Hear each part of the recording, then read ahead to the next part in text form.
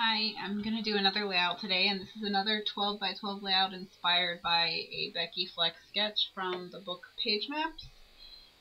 And I just have gathered the things together that I want to use, these chipboard stickers, some white cream of flowers, the sketch itself, and my pictures. And I am going to start by glimmer misting, and this color is Old Lace, this paper from Anna Griffin. After I've glimmer misted it, I'm going to dry it with my heat gun. This is not necessary, but things don't dry very fast here in Florida, so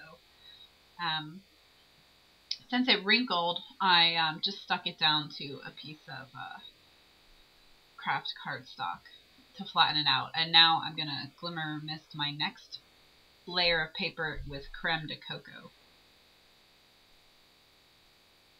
So I'm just spraying it, and again, I dried it with a heat gun. I'm using creamy brown ink to ink the edges, but you can see how curly it gets when you dry it with a heat gun.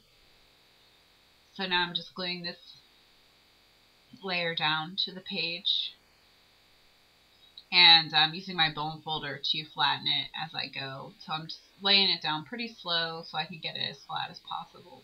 I don't mind if it has a few wrinkles, but I want to get it pretty flat if I can.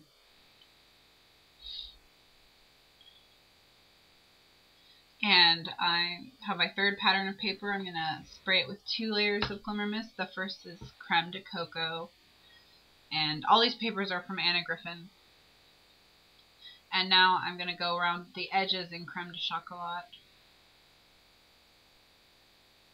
And I'm giving it kind of like a very bold spray painted looking effect is what I wanted. There you can see what it looks like as it dries. It's really pretty. Very shimmery. Now I'm just going to tear a little bit off the bottom edge.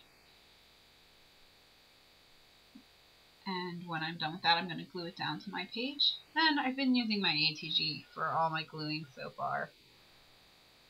And again, I'm just rubbing it and going slow so that I can get it as flat as possible. Adding my picture. And this whole layout is about a hotel room we stayed at. A hotel where we stayed, so it's just pictures from the hotel room. And there's a story that goes along with why we were in this hotel, and so that will all be told through my journaling. And I had chosen those black chipboard letters that I showed you earlier, and I really liked the font, but I didn't have all the letters I needed, and the font is too difficult to do letter surgery. So I also have the same font in raw chipboard. I'm going to cover them with Versamark and black embossing powder and heat emboss them to make them black. So that's what I'm doing here. And I am getting my heat gun now to melt the embossing powder. And what's going to happen is, after I've melted the embossing powder on this B, I'm going to put it up to the L that I have from the original chipboard letter set. And I'm not going to like the contrast between them. And here you can see that the B is much shinier than the L. So I'm actually going to go ahead and make my entire title version. So right now I'm just not pushing them down. I'm just setting them on the page and I'm arranging them. And I'm trying to figure out if I want the letters right justified with the edge of the photo, or if I want them spaced out so that they're the entire length of the photo. And I didn't really like that as much, so I'm changing it back to being right justified. Now, because I embossed them, what's happening is the adhesive on the back won't work as well, so I'm going to use glossy accents to glue them to my page. And I'm just going to put the glossy accents all over the back of the letters. When you heat emboss letters like this, between the oil from your hands when you're pressing them down into the adhesive glue, the Versamark pad, and between the embossing powder getting on the back and the heat itself, the adhesive that's on the back of these letters as they come out of their package is pretty much shot. And while they might stick to the page as you're doing the layout, they really won't stick to the page for very much time at all. So if you do change the color of your chipboard letters using this technique, you will need to have some kind of liquid glue to put them down on your page. And so I'm just using glossy accents. You could use other glues. You're just going to need to use something. So now I'm doing my journaling, and I had printed it on my computer because I had too much to say to be able to write it. My handwriting's a little bit large. So I'm going to do little small snippets of text like I did in my last layout. And so what I'm doing now is I'm just trimming them apart. And once I have them all trimmed, I'm going to glue them down with the Scotch Quick Dry adhesive. And this is a great adhesive for scrapbooking. I really like it. I've only been using it fairly recently, but it's really good, and I like it a lot.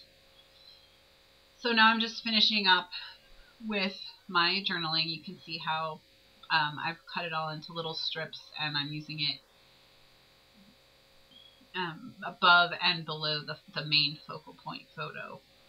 And so I'm just putting the last little bit down.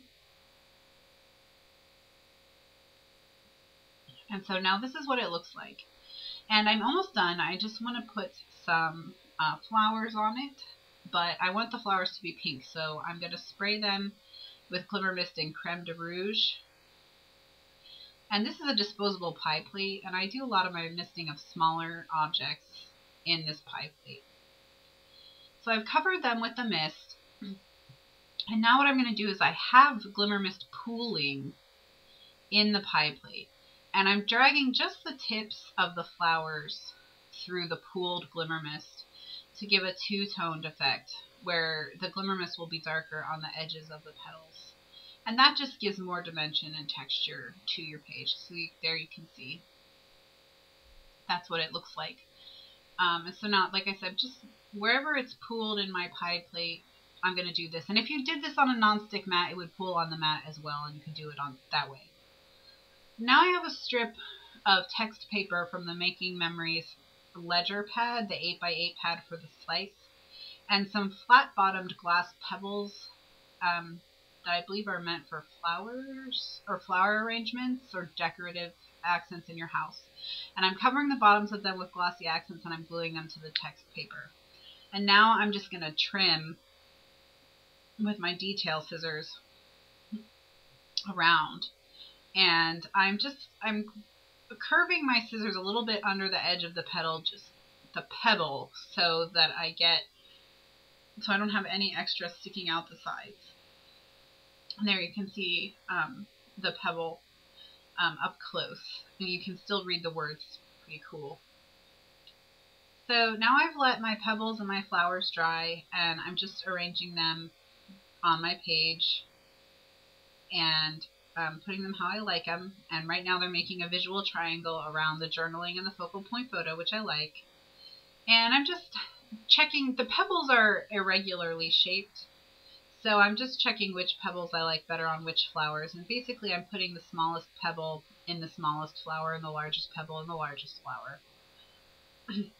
Now I'm going to use the Scotch Quick Dry adhesive to glue everything together. This adhesive works extremely well on paper to paper, and so that's why I've chosen to use it here. It's a lot cheaper than glossy accents, and that's just why I'm not using glossy accents.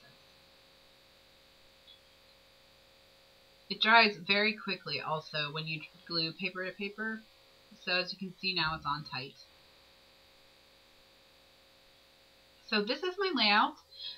It's fairly simple in terms of its construction, but I think it's really pretty, and it really shimmers. It looks beautiful in person, just really glows, and I'm really happy with it. So thanks for watching.